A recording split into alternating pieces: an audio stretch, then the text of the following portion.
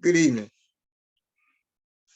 This is Chaplain Clarence Moore again,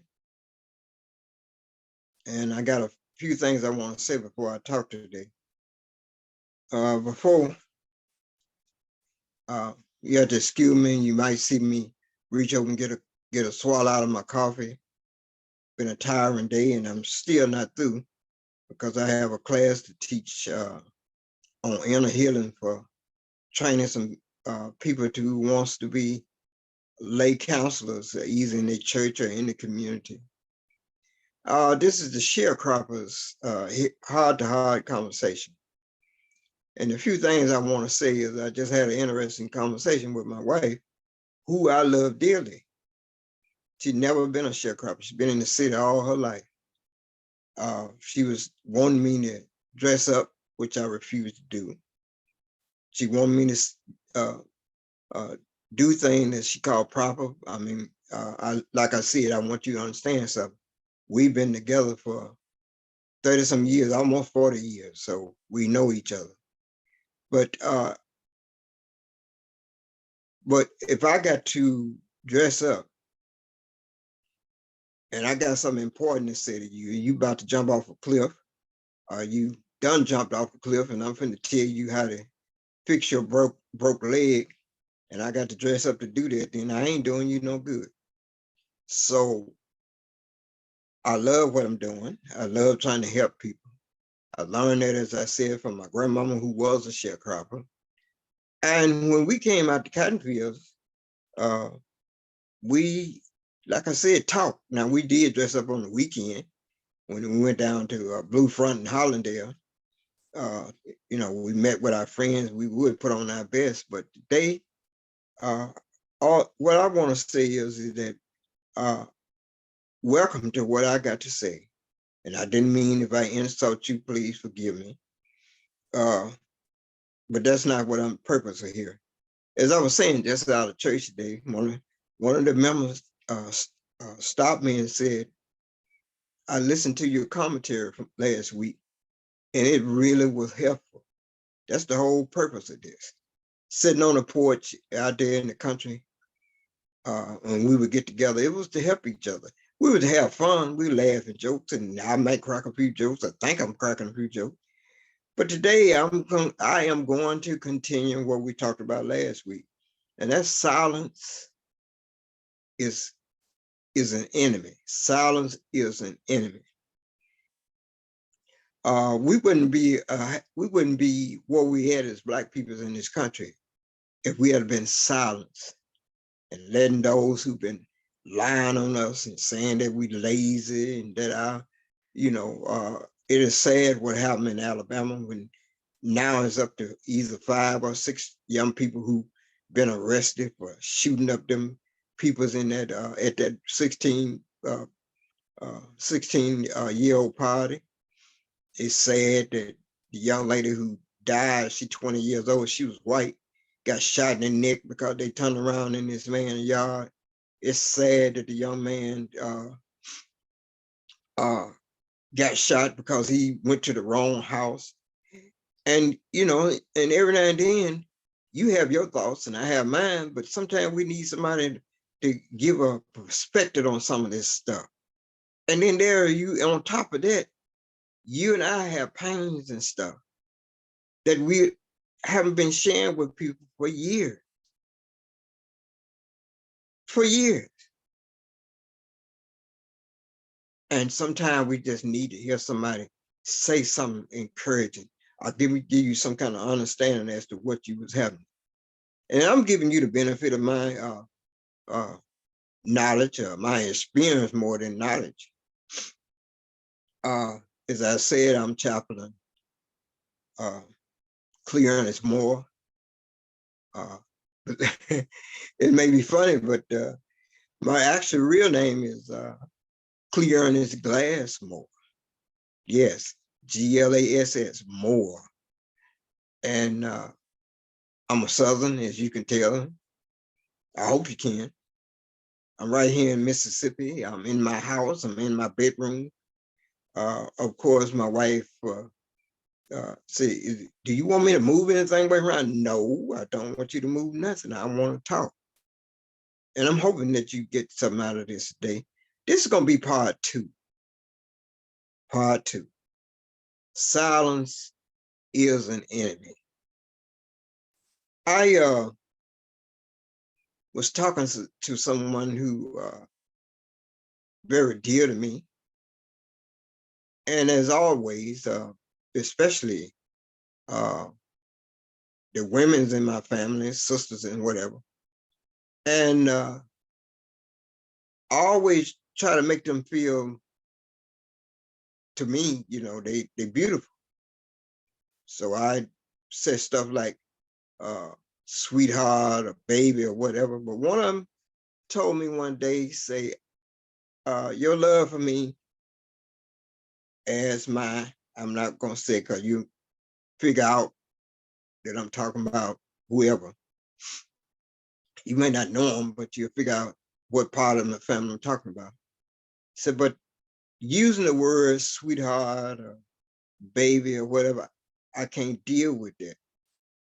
And I was saying, okay, I won't have them again. But they went on to tell me. So one day when we are just sitting by ourselves, and I'm going to tell you why. I'm going to sum it up as what the rest of the conversation by saying this. For years, for 60 some years, they've been suffering with the silent pain of how they was treated as a young lady and on through how they had been abused. So whenever the word beautiful, sweetheart, or whatever comes up, it kicks off something and it kicks something off into them and it messes up their day. And I've talked to other people, especially women who had that same problem. They don't make that word might not bother them. But the idea that they're suffering in pain. That's the reason I said this is silence part two. Silence part two. Because there are so many things that have been happening in our lives that we really don't want nobody, not even a relative, to know. And I'm honored and thank God that people come and tell me stuff and share stuff with me. So I've been thinking seriously about writing a book, but how would I word the book? So I decided that I would do this. When social media came out, I decided that I would write my thoughts down. And I'm praying that when I get through, and I don't plan on staying here all day. Like I said, I got a 7 o'clock class to teach tonight and, to individuals, and they're not just here in this area. They are as far as up in Seattle, Washington, and some other areas. They sign on, and we're going to have class tonight. I'm looking forward to it. I'm excited. So this is Silence is an Enemy part two. Now here's some, if I get a little technical tonight, I want you to listen to me. And I probably won't, it probably be a part three because I'm not going to be able to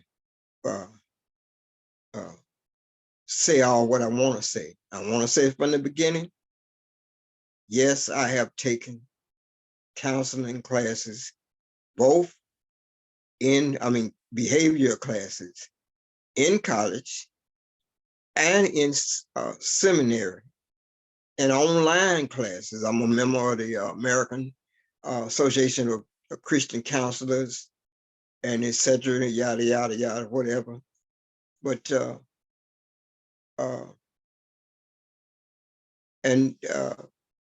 like I said, I hope I can, there's somebody out there today, I hope you can hear me. And I'm hoping that once I get through, if you belong to a church, you can get somebody in your church to help put you in touch with somebody to help you with the silence that you've been keeping to yourself. Somebody you can trust. It might be a person, if you're a woman, you want to go to another, especially an older lady, and talk to them. If it's a man, you want to go to some older, go to some man. It was sad for me. I been a Cub Scout, never been a Boy Scout leader. I've been a Cub Scout. And it saddened me to find out that thousands of Boy Scouts have filed suit against the Boy Scouts of America. They got to pay out money because we got individuals who've been suffering in silence decide to speak out as to what had been happening to them. And they had to such Boy Scouts of America, as you know, went into bankruptcy. I think they came out of bankruptcy just soon, lately. And part of their settlement was that they had to pay these individuals who had been abused. And we know that there's a lot of suffering that went on in different churches, and not just the Catholic churches, it been other church organizations who both male and females in these churches who have been abused by individuals who supposed to be helping people, but they haven't. So we got a lot of, and then we got all this old crazy politics going on. And I mentioned it 3 situations where it was shooting, but shooting going on every day. I think the last time I talked to you, we had a shooting going on right here in our I live in Renova, Mississippi, in Cleveland, Mississippi, which is no more than 5 minutes away. Of a 14-year-old getting shot in the head by her 18-year-old boyfriend. There's pain and suffering. And and I'm pretty sure some preachers say you shouldn't say that, but yeah, prayer is great. I encourage prayer because I am a Christian who believes in prayer. But sometimes we need someone out to see. Even my Lord and Savior Jesus Christ said, pray as well as what? I'm gonna let you finish that. So he was saying, telling us to pray, but he never told us not to go to somebody to help us with some of our questions in the struggle. The technical part I'm gonna talk about today is that back in October the 22nd, I decided to do some research on my subject. And we talking about silence is an enemy, but the main part I'm focusing in on is depression.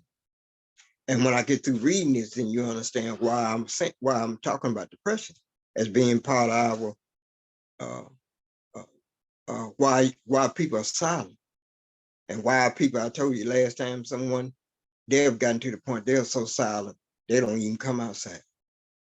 They don't come outside. Their relatives have to leave their groceries at their door. They will come out for the doctor, but they are afraid to even be among crowds. We call that paranoia, being paranoid or whatever. But there's a reason for that. That didn't happen just overnight. Plus, this person is a woman, young woman, that's suffering with this problem. And the things that she have shared with me about what did happen in her life, I understand why she's afraid to be out in the public with both male and female. But in October 22nd, 2018, the National Institute for Mental Health published an article, published in its journal, and a study that showed how speech patterns change when people are depressed. That's our subject for today, being depressed. Their speech becomes lower, more monotone, more labored. It is hard for them to even talk, and has and not only monotone, but it also they stop more than usual. If you know that person, they start and then they pause, and the reason for the pause not because they're trying to be so much correct in what they said. They pause it because they want to be very careful that the sentence I said before that one, but before what I'm talking about now, won't give me away as to what I'm really talking about. And because I don't want you to have a clue and has more, and as depression, and as their depression worsen, the individual speaking become more graphic, they become host, and in the final analysis, in the final conclusion, they withdraw into themselves. They get silent because they don't want to talk about it. I've been telling you here, I don't want to talk about it. I don't want to talk about it. There have been cases where people they do talk. They talk without saying actually what's on their mind. They talk, as I call it, I can talk to you, but I ain't necessarily telling you nothing. Something is going on there. The thought of abuse and pain and loneliness and drinking and drugs and more abuse, searching for love in all the wrong places, that's another form of being silent.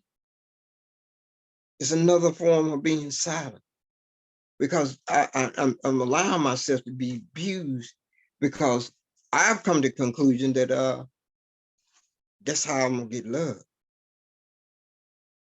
That's how I'm gonna get love. As I said, I don't have the time here, but I'm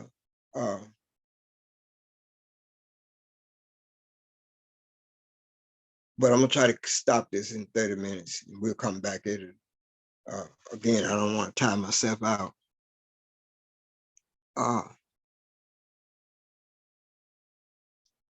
Depression is possibly responsible for more pain and distress than any other affliction of mankind, of womankind. It's difficult to even the Mental Health Institute don't have a definite definition for depression, but it's an emotional. I think I talked to you first time about understanding your emotions and how to express your emotion. But the dictionary defines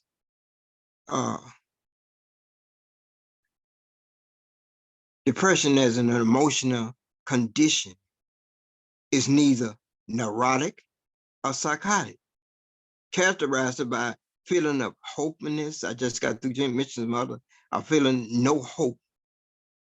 And as being Black, so I want you to understand how many people of color you have heard say, I have to work harder than most people to prove just something that I see somebody doing the same thing with their life. And they're not really doing that much, but yet they getting all kinds of praise. They're getting advances on their job. I remember taking a journalist class. A lot of people know the man as in Detroit. They know him as Rambo, but he had a show. And I took one of his media classes on Black media because I wanted a better understanding. So he invited the chairman of the board for at that time, I think the only Black television show in Detroit. And so we asked the man, well, I didn't, someone else had, one of the young lady asked and said, I never see any dark skinned anchor people, anchor women on your show. Why is that? And he said, because of the fact I never would have one. And they said, well, why not? You got Black women who are very skillful and they're very talented. He said, because society don't want them. Now, what you think that did to that young lady's mind? I know what it did to mine. The first word jumped in my head. So we got Blacks who are discriminating against Black because of the racism. They have already defined it as a health disease. Racism as a health disease. And a lot of, I feel sad anytime you talk to young Black academics who don't want to accept the fact that there's racism in this country. We got a politician, a Black politician out of North Carolina. I won't call his name, his record speak for itself. And he made the statement, there's no racism in America. And I'm saying, what part of America do you live in? But then you got that, we both know that most politicians, they talk out both sides of their neck. They'll say anything you want them to say. But what is that doing for a young child who is at that moment at some school or some wherever they at, or some person who is suffering from the results of a racism? They don't help them now. Here, you're supposed to be a leader, and you're not just a leader for the area that elected you. You're a leader for the whole country because you're part of a Congress that's supposed to make. Because when y'all make laws, y'all laws affects all of us. That causes depression. It causes these things that I'm talking about. It causes you to feel hopeless. It makes you feel inadequate, that you really can't do nothing. Gloomness. I don't care how I can look just as pretty as all the roses in the world. I'm talking about women now. I can look just as pretty as I want to be, but still something is missing in my life. That's a form of depression. That's a form of being silent. So you try to work harder and harder at looking better. But it ain't gonna help when you got people minds all warped and whatever. You suffering from or some kind of depression. We're gonna talk about maybe in part 3. We're gonna talk about how you express your emotions. I like that movie where Whitney Houston was in, and the name of it, Waiting to Exhale. You don't have to wait to exhale. You can exhale right now. When I get through, all you got to do is pray. That sounds real simple. Yes, pray. Pray to the one who can help you. Pray to a healer. I call him Dr. Healer, Jesus. Dr. Jesus can help you with that depression. He can show you a way. Now, it may not, you say, well, I need a definition. See, God gonna put somebody in your past. They're gonna show you how to overcome all of that you're going through. He will. He put somebody in your past. You may feel a feeling of being rejected. That's a common thing. Sadness, difficult in thinking and concentration, and it become being inactive. Inactivity. Both Christian and non-Christians can suffer depression because we are all God's children, according to Matthew 5:45, John 4:9-10. And to you brothers and sisters out there who you're not a Christian, you might be a Muslim, and I say assalamu alaikum to you. When you said it, you looking for peace. And I'm saying peace be unto you, brother. Jesus, this is not about trying to get you to switch whatever. You may be you ruin or whatever. I'm trying to help you get some peace in your life. I had someone who studied with a non-Christian group, and they contact me and they told me, I'm trying to find my spiritual side.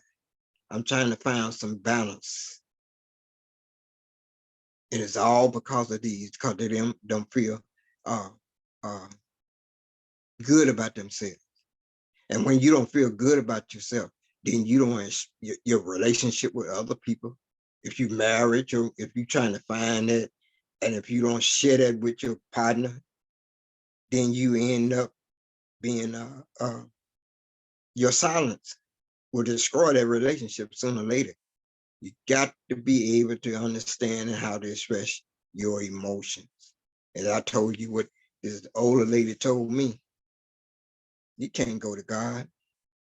Didn't I just say God is, all of us is God's children? You can't go to God and say, I need help, and don't tell him what you need help with. If you having a toothache, you go to the dentist. The dentist, even though you got a toothache, the first thing the dentist is going to ask you, which one of those parts of your mouth is hurting. So you don't necessarily have to be your teeth or tooth or whatever. It could be your gums that causing you a problem. but they got to know what it is and all. Sometimes it be you're gone, but something else is going on with your mouth, and that's the way they can help you. Does this make any sense to you? I hope it do. You know, I hope it helped you. We're gonna go on a little more. Depressed people have a negative self-image, often accomplished by feeling of guilt, shame, and self-criticism. Neurotic depression can be linked to wrong conduct or behavior or wrong reaction to such conduct. I want to do right. I know I'm doing wrong, but I don't know how to correct this. I remember once I was talking to a young lady. I got all kinds of stories there. I was talking to a young lady, and I got to know her. I can say her first name because there are so many in the even this name is in the Bible. That's not who I'm talking about though. And I said, Mary, why are you doing such and such things? She was being very loose. So why are you like this? I said, you pretty lady like you shouldn't, excuse me, shouldn't be doing these sort of things. And I said, now you can't tell me you know you doing wrong. And God knows what you can catch out here fooling with anybody. And she told me I can't control myself. I said, you can't? No. And then they began to give me their background, like what had happened to them when they were very young. So they were doing what they were doing, hoping that if I go with this person, maybe I'll feel fulfilled and I won't have to do this no more because I really ain't got to the place until I'm really tired of this. If you one of those people I'm talking to right now, ask yourself, why do you do it? Is there something in your life that you want to get rid of it? And I'm saying to you, it's not that easy. Get rid of it. Make up your mind right now, I'm getting rid of whatever that is that's bothering you. If you got a rock in your shoe, I know it ain't that easy. You got a rock in your shoe and you get tired of that rock hurting your feet, you take the shoe off and empty it out. Empty rock out, what I'm trying to say. Because silence, I'm suffering in pain. I'm walking with a rock in my shoe because the shoe look good. And I don't want it in society to say it is wrong to pull your shoe off in the middle of a crowd. You know what? Pull that shoe off. The first time I ever watched the show, I was in Chicago. Yeah, I've been traveling quite a bit. And I was sitting there watching this lady. I didn't know who she was. Sister Winfrey. She had her own talk. I had another talk show for who she got to be who she is now. And she was on this show and she was sitting there and she told the audience, she said, hold up, these shoes hurting my feet. And you're gonna have to excuse me. And she pulled them out right there in the audience. And the audience just shouted because she was being for real. Now she a multi-billionaire by being real. Real with herself. I got a rock in my shoe, so I'm gonna pull it off. And that's when I said what I said just a minute ago. I could come out here with a three-piece suit on, necktie, and try to look like Dr. Phil, and then I don't feel nothing for you. I'm just talking because I want to get my ratings up. I don't have no ratings on this. I'm not even getting paid now, but my post office box is 957. And if you donate anything to that's Cleveland, Mississippi, if you donate anything to this, send it in the name of Chet, because I got a youth organization called Cheering Healing Arts Theater. Because I'm same thing I'm doing for y'all.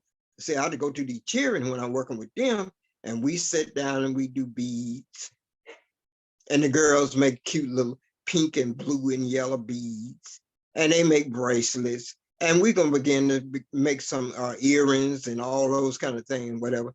No, I'm not finna put any of that on me. But it helps them because of the fact, I think I told you that I think I told you in the last one that I had a child who was talking about wanting to hurt themselves. I'm talking about take themselves all the way out. But we got with these beads and stuff and just sit down and start talking about what's going on. Not only did it help her, it helped the other children as well. But these are the things, I'm getting older, so I'm trying to do what I can to help whoever I can, because I got children, grandchildren, and bless my heart, I got great grandchildren now. That's a blessing, y'all. That's also why I got gray hair. But it's a blessing. You see, one thing, regardless of all that I said, and I'm looking at some notes now, the person I just got through talking about wrong reaction to your conduct, after a series of improper acts and subsequently faulty reaction, guilt, and depression sets in.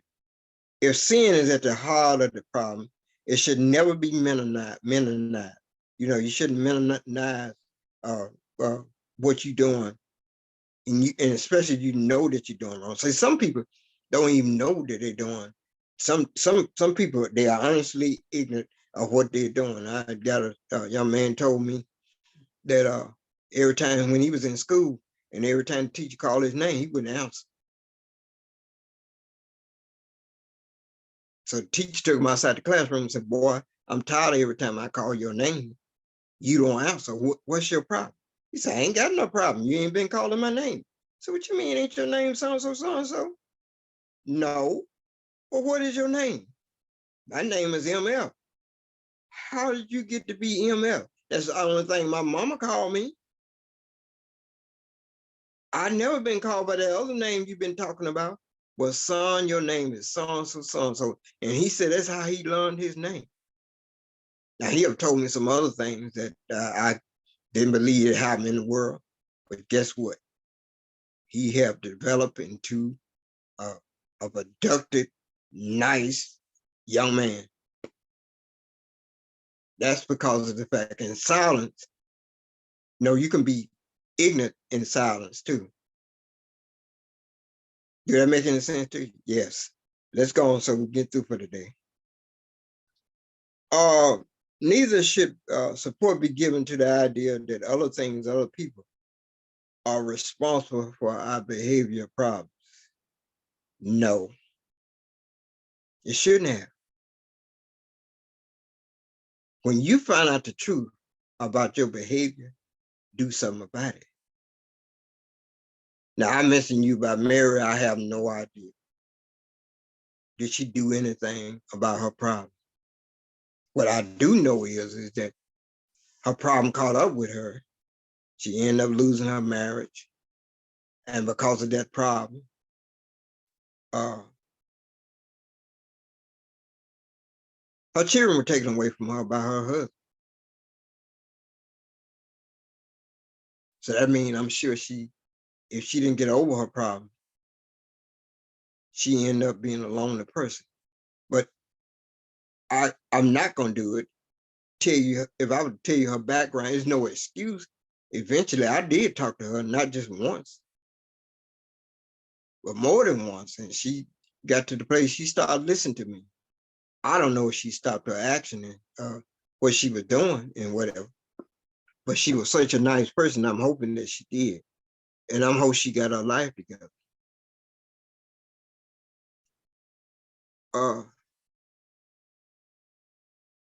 See, we all must be responsible for our action. You may not agree with this. And make the right choices when we learn what the right choices are. But we live in such a rotten society until a lot of times it's hard for you to know the right thing until you are taught the right thing. Then conclude for the day. I was sitting there this morning in church. I was telling about an individual who, I won't call no name, who want to run for president again. And some of the people who used to be on this man's staff is getting sent to prison. And I asked the church this morning, How can you get 12 years, get sent to prison for 12 years for baby porn? Baby porn? I don't even want to know how, I don't even want to know. And then one more got sent to prison for porn, period. I don't know how the law work with this and whatever. They got 5 years. Now, Chaplain Moore is not passing judgment. I'm not passing judgment. Because he who without sin, let him throw the first rock. Because growing up, I did some things that I, to this day, regret.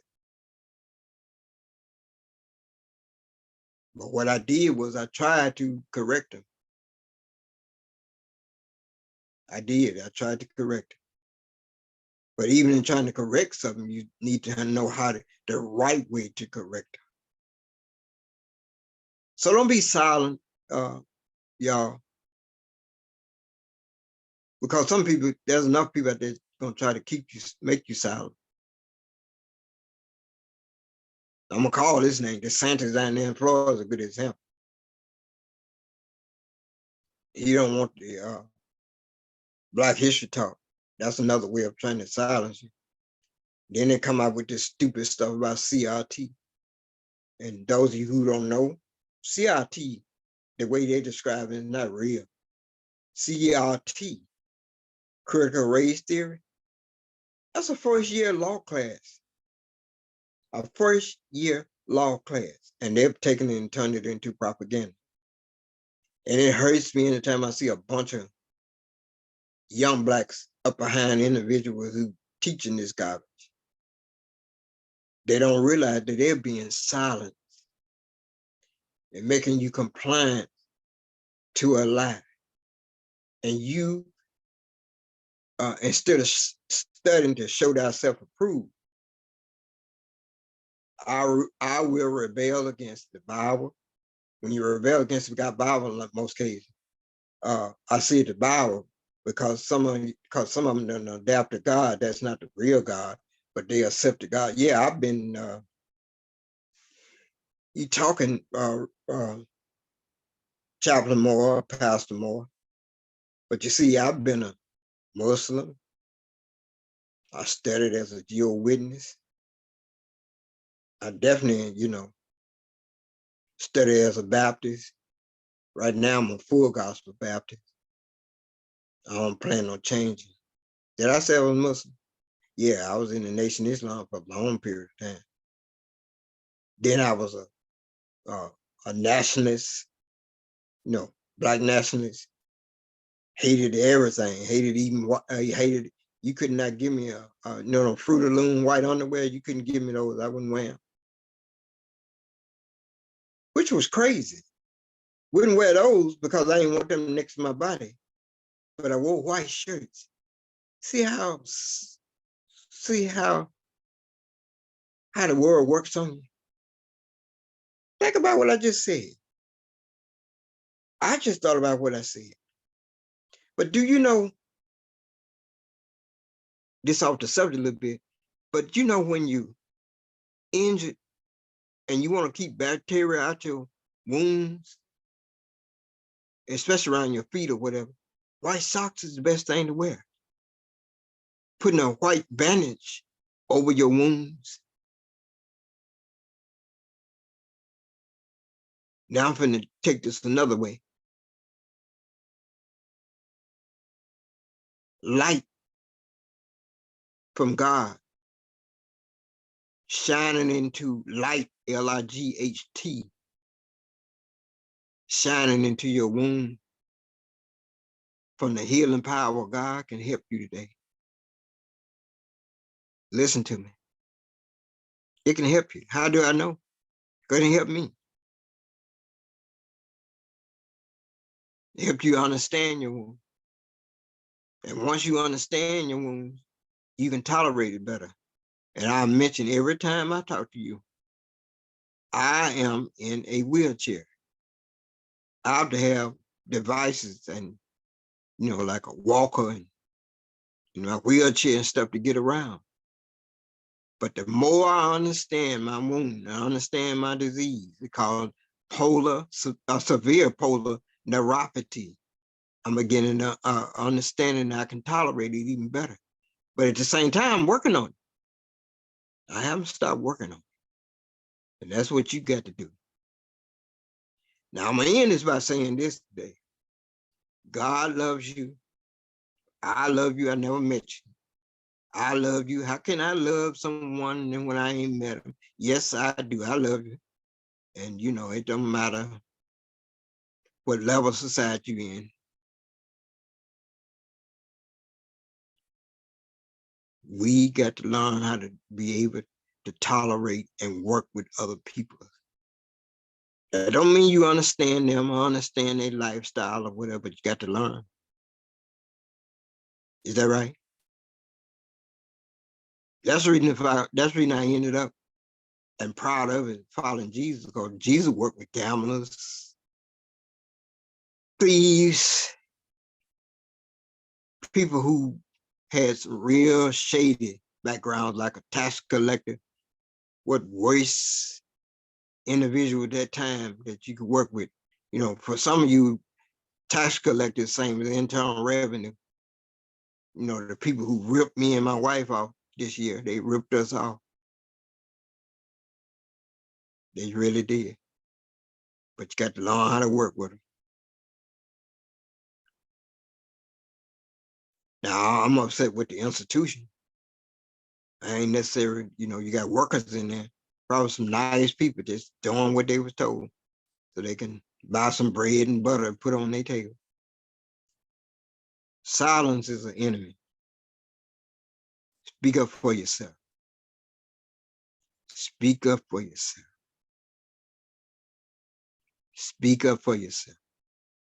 We're going to come back to, what is this, 2?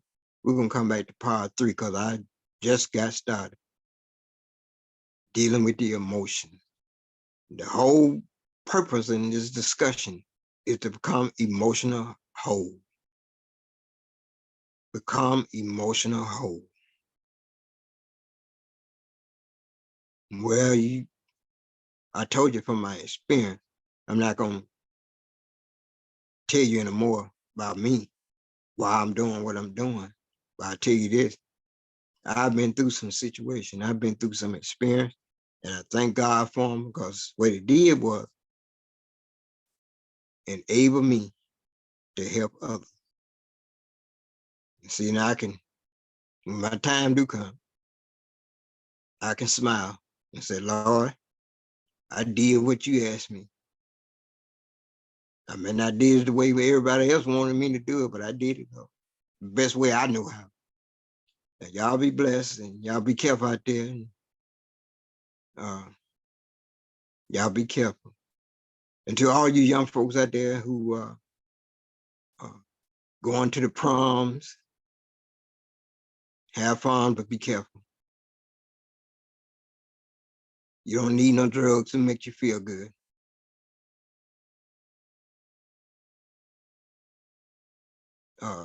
Young ladies, whatever you got is yours. You don't have to make him feel happy that he went so he can remember you when y'all get older at the prom. You don't have to do that. Just have fun, okay?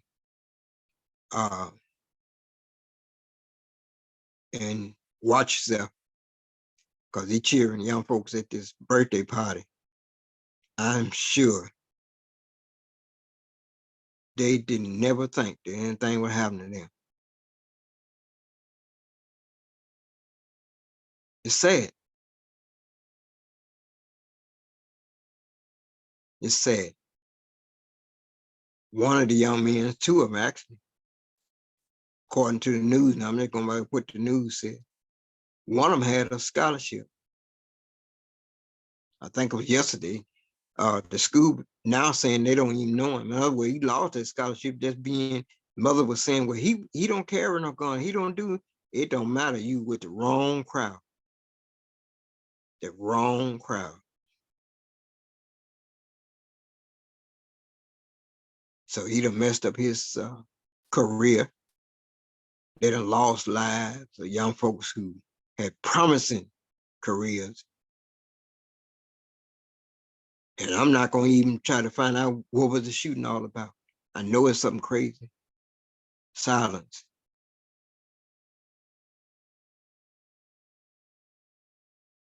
Be blessed. I'm getting ready for my class tonight. I'm looking forward to it.